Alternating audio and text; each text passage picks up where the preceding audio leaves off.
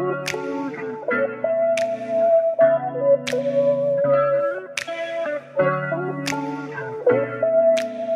বন্ধুরা, আজকে আমরা এসেছি খুলনা বিভাগীয় সরকারি শারীরিক শিক্ষা কলেজ মিউজিয়ামেরই সামনে।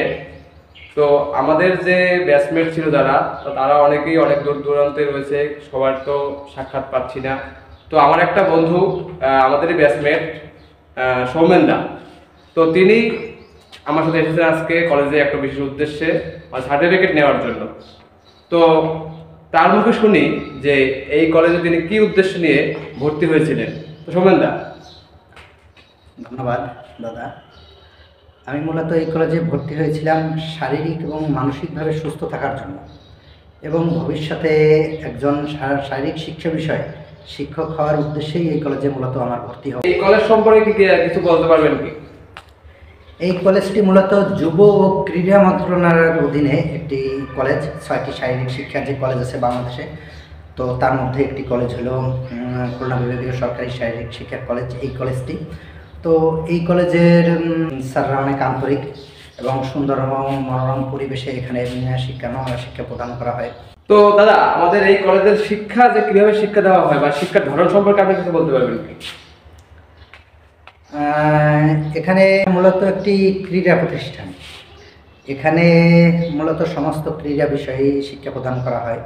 এর মধ্যে আপনার আছে আপনার জিমন্যাস্টিক্স, তারপরে আপনার কাবাডি, তারপরে আপনার বাস্কেটবল, ভলিবল, ফুটবল, ক্রিকেট, এই প্রায় সব ধরনের, হকি, তারপর টেবিল টেনিস, প্রায় সব ধরনের খেলা এখানে আসলে চর্চা করা হয়। তো আপনারা এই যে লোককে দেখছেন, নায়কের মতন চেহারা, আসলে তিনি একজন প্রকৃতপক্ষে তিনি একজন নায়ক, কারণ তিনি এই কলেজ থেকে আমাদের শ্রদ্ধেয় মাহবুব স্যার তাকে নায়ক উপাধি প্রদান করেছিল। তার নায়িকাও কিন্তু আছে একজন, বাট নায়িকা আজকে অ্যাবসেন্ট। তো সৌমেন দা, আসলে আপনি যদি একটু বলতেন যে আমাদের যে শিক্ষকরা, আমাদের শ্রদ্ধেয় শিক্ষকগণ রয়েছেন, তাদের সম্পর্কে যদি একটু বলতেন। আমাদের এই কলেজের শিক্ষকরা যথেষ্ট আন্তরিক, এবং আন্তরিকতার সহিতই তারা আমাদের আসলে পাঠদান করিয়ে থাকেন।